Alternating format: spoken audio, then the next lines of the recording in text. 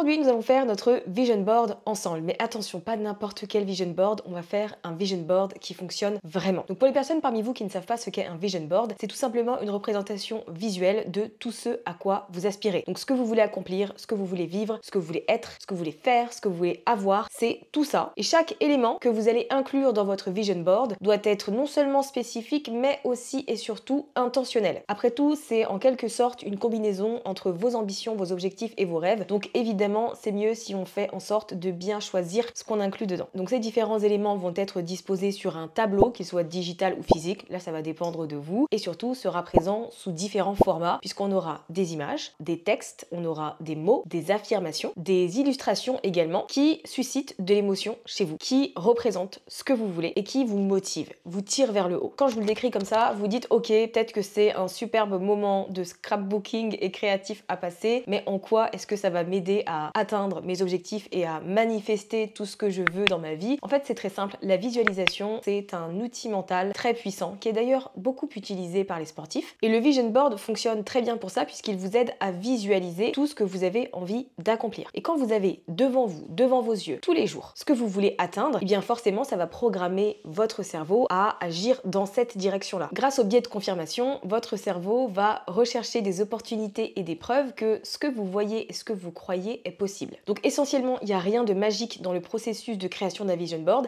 C'est pas un truc un peu voilà, perché où vous mettez des images, ensuite vous vous installez dans votre canapé et vous attendez que les choses arrivent. Pas du tout. C'est une représentation visuelle qui va être devant vous, en tout cas dans la pièce ou l'endroit où vous passez le plus de temps, que vous allez voir tous les jours et qui vont vous aider à prendre les bonnes décisions, à mettre en place les bonnes actions et surtout à rester motivé. C'est ce qui va vous aider à réaliser chaque jour des petites choses qui vont vous permettre d'atteindre vos différents objectifs. J'ai lu qu'on a en moyenne jusqu'à 60 000 pensées par jour, ce qui est énorme, et qu'en plus la majeure partie de ces pensées sont programmées par notre subconscient et de manière automatique. Ce qui signifie qu'en gros, notre cerveau fonctionne un peu comme un ordinateur qui va réagir en fonction de notre environnement. Et c'est pas pour rien que si vous êtes dans un environnement et que vous êtes entouré de personnes qui vous disent que vous êtes nul, que vous êtes incapable, que vous n'arriverez à rien, etc., que vous finissiez par y croire. Parce que c'est ce que vous avez devant vous tout le temps. Alors si on inverse le scénario et que du coup on part sur des choses beaucoup plus positives et des choses que vous avez envie d'atteindre, et bien forcément, ça peut faire des étincelles. Et j'ai d'ailleurs lu dans un autre article que 90% de nos pensées sont les mêmes que la veille et que donc elles se répètent. Et parmi ces 90%, il y en a 80 qui sont des pensées négatives. Qu'elles soient conscientes ou inconscientes, en tout cas, elles sont là, elles existent. Et bien évidemment qu'elles vont impacter notre estime de nous, les actions qu'on va mettre en place, notre environnement, notre vision de la vie, de ce qu'on est capable de faire. Donc si vous avez tendance à vous dire je vais jamais y arriver, moi mon travail c'est toujours nul par rapport à ce que font les autres, je suis pas capable de faire ça, c'est trop grand pour moi, c'est trop loin, il y a des gens qui sont meilleurs que moi donc ça ne sert à rien que j'essaye. J'ai envie de le faire mais en même temps j'ai peur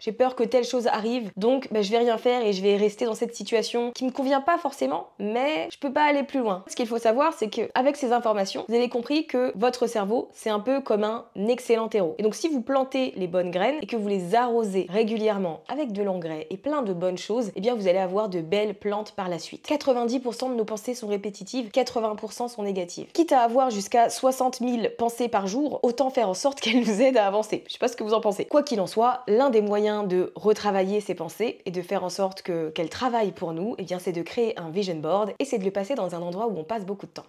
Passons maintenant aux 3 éléments clés qui vont nous aider à créer le bon vision board. Donc le premier élément, et qui est je pense la règle absolue, si vous ne deviez retenir qu'une seule chose de cette vidéo, c'est ce point-là, et c'est l'intentionnalité. On a beaucoup d'informations sur internet, on a plein de conseils, plein de recommandations, il y a même des gens qui partagent leur vision board, etc. Donc ça peut nous motiver, ça peut nous donner des idées, mais si on veut que ça fonctionne pour nous, il faut que ce soit quelque chose qui nous convient à nous de A à Z. Et donc ça implique de se poser avec soi-même et de se demander qu'est-ce qu'on veut vraiment, qu'est-ce qu'on a envie d'accomplir en 2025. Qu'est-ce que vous avez envie de faire? Qu'est-ce que vous aimeriez réaliser? Qu'est-ce que vous voulez vraiment? Ce qui compte pour vous. Pas ce qui est socialement correct ou ce que les autres aimeraient que vous deveniez ou que vous fassiez, mais vous, au fond de vous, de quoi est-ce que vous avez envie et de quoi est-ce que vous rêvez? Quelle relation est-ce que vous avez envie d'avoir avec vous-même? Comment est-ce que vous avez envie de vous sentir lorsque vous vous regardez? Si c'est un exercice que vous n'avez jamais fait, en gros, faut pas vous mettre la pression, faut juste vous mettre dans un environnement calme où vous savez que vous avez, allez, on va dire une trentaine de minutes devant vous, où vous êtes seul, face avec vous-même, sans sans musique, voilà, sans petite ambiance particulière. C'est vraiment du temps où vous vous accordez l'espace de réfléchir et de vous demander ce que vous voulez. Si ça peut vous aider, j'ai un template Notion à disposition qui peut comme ça vous aider à clarifier votre vision. Il est disponible dans la description de cette vidéo, il suffit de cliquer dessus, c'est gratuit. Et vous allez y retrouver des questions comme comment est-ce que je peux être plus heureuse, notamment dans ma carrière,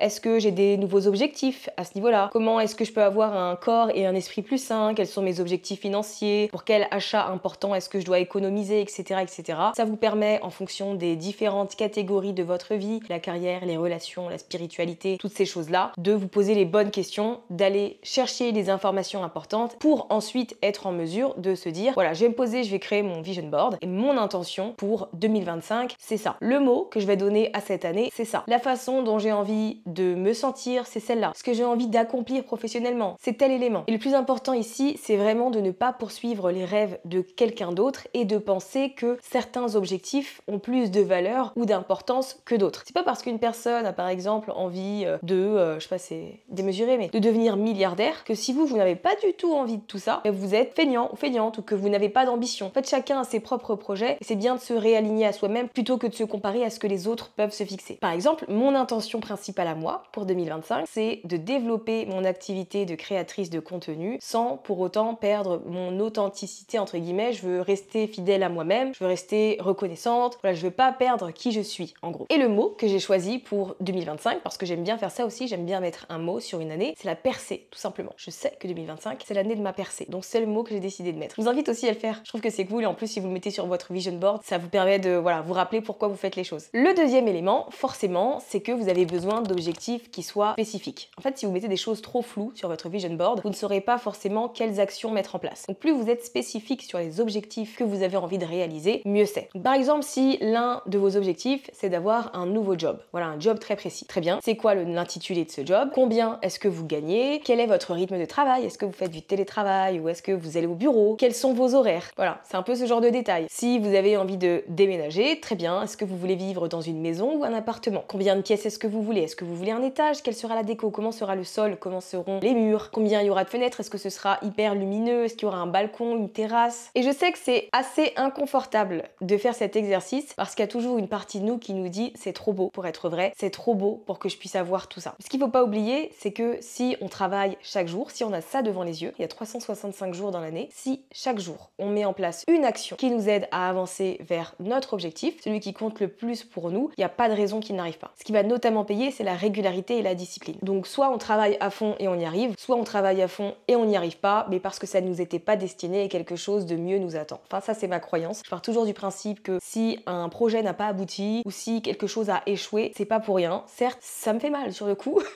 mais je me dis toujours que quelque chose de mieux et de plus adapté m'attend. Et que tout le travail que j'ai fait jusqu'ici, il n'a pas du tout servi à rien. Et le troisième élément, c'est l'émotion. Encore une fois, votre vision board doit être là pour susciter des émotions chez vous. Si vous mettez des petites images, vous notez des objectifs, etc. et qu'en fait, ça ne suscite rien, ça ne vous donne pas envie de vous lever tout de suite et de commencer à vous y mettre, ou ça ne vous donne pas envie de rêver non plus, c'est qu'il y a un petit problème et c'est que ce que vous avez mis, c'est peut-être pas ce que vous voulez vraiment. Si vous regardez votre vision board et que vous n'y croyez pas, ça ne va pas. Si vous regardez votre vision board et que vous vous dites ça va être trop compliqué, ça va pas non plus. Tout ce que vous allez choisir, les photos, les citations, les affirmations, les images, les mots, les illustrations, etc. Il faut les choisir parce que ça va susciter une émotion positive et encourageante chez vous et c'est ce qui va notamment vous aider à transformer ces milliers de pensées que vous avez chaque jour en quelque chose de positif. Et quand forcément vos pensées vous encouragent et vous dites que vous êtes capable, que vous allez finir par y arriver, chaque jour travaille en votre faveur. Plus vous êtes aligné avec les éléments de votre vision board, plus vos objectifs ont de chances de se réaliser. Alors il y a plein de catégories que vous pouvez inclure dans votre vision board. Par exemple pour moi, il y a dans un premier temps la carrière. En fait, j'aimerais me développer un job, un travail dans la création de contenu. En gros, si je peux me lever le matin et être payée à créer des choses, que ce soit sur YouTube ou sur une autre plateforme sociale, j'en serais très heureuse. Et donc à partir de là, moi mon objectif, comme je vous l'ai dit, c'est d'être spécifique là-dessus. Sur la plateforme que je vais cibler, sur ce que je vais faire chaque semaine, sur les objectifs que j'ai envie d'atteindre par rapport à cet aspect-là. Donc je vais préciser que mon objectif principal c'est YouTube, que je veux avoir 100 000 abonnés d'ici la fin de l'année 2025, que donc pour ça je vais publier 2 vidéos en moyenne par semaine, parce que c'est toujours bien de se fixer un objectif en nombre d'abonnés. Là je vous dis que j'aimerais bien que ma chaîne ait 100 000 abonnés fin 2025, c'est super, mais c'est pas du tout un objectif que je peux contrôler. Par contre, il y a plein d'actions que moi je peux mettre en place pour faire en sorte que ça arrive. Et ça passe notamment par le fait de publier régulièrement des vidéos, d'animer l'onglet